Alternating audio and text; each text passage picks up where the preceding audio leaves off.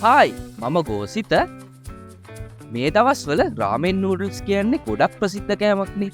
මේවා හදන එක ක්‍රම තියෙනවා. මම අද ඒ එක ක්‍රමයකින් රාමෙන් නූඩල්ස් හදන විදිය ඔයාලට කියලා දෙනවා.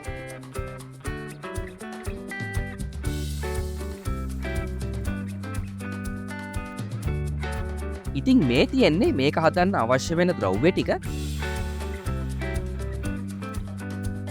අපි මුලින්ම මේකේ රස වැඩි වෙන සෝස් එක හදාගමු.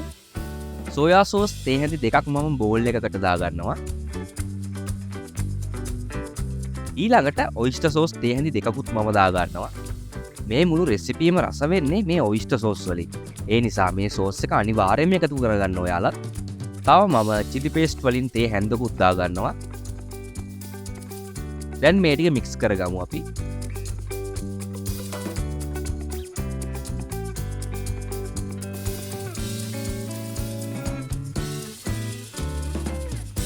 ඊළඟට වතුර කප් භාගයක් දාගන්නවා. වතුර ටික දාලා මේක ආයෙත් මික්ස් කරගමු.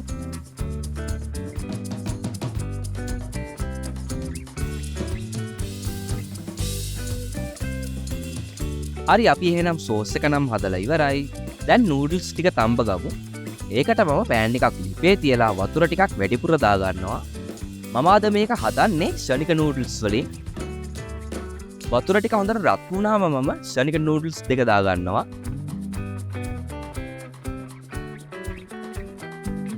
දැන් පොඩ්ඩක් මම මේක මික්ස් කරගන්නවා කැඩෙන්නේ නැති වෙන්න.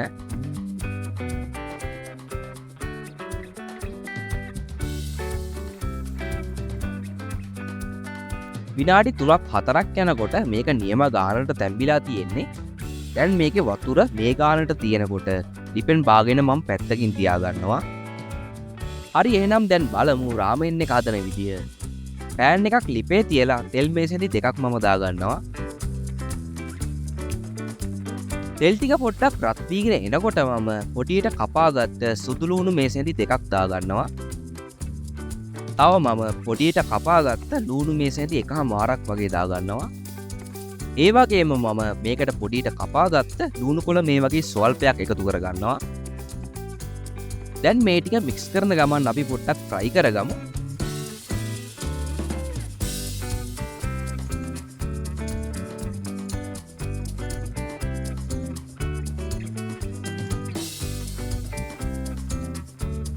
සුදු ලුණු ටික පොඩ්ඩක් රන්වන් පාට වගේ එනකොට මම කෑලි මිරිස් තේ හැඳි දෙකක් එකතු කරගන්නවා. මේ ටික දැන් මික්ස් කරන ගමන් අපි තප්පර 30ක් වගේ ෆ්‍රයි කරගමු.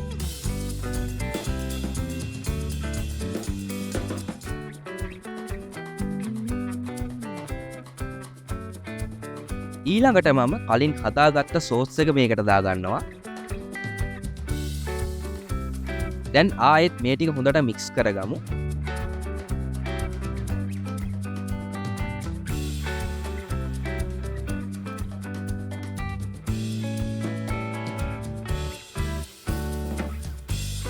මේ වගේ උකු ගතියට ආවම මම කලින් තඹගත්ත නූඩල්ස් ටික එකතු කරගන්නවා.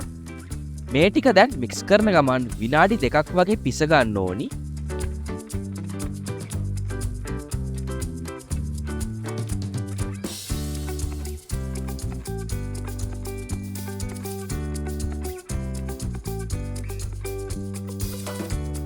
ලුණු තේ හැන්දක් මම දැන් දාගන්නවා.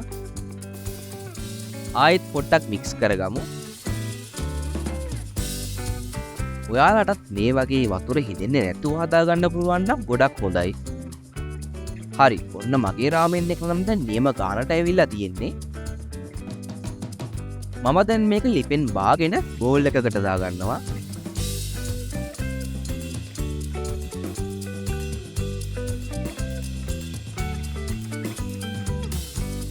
ඊළඟට මම තඹගත්ත බිත්තරයක් කපාගෙන තියාගන්නවා මේකෙන්. ඔයාලට කැමති නම් ෆ්‍රයි කරගත්ත චිකන් නූලක් මෙතනදි තියාගන්න පුළුවන්. ඊළඟට මම පොඩියට කපාගත්ත ලුණු කොළ ටිකක් උඩින් දාගන්නවා. ඒ වගේම තව මේ වගේ කපාගත්ත ලීක්ස් පොඩ්ඩකුත් උඩින් දානවා. අන්තිමටම මම තල ඇට පොඩ්ඩකුත් එකතු කරගන්නවා.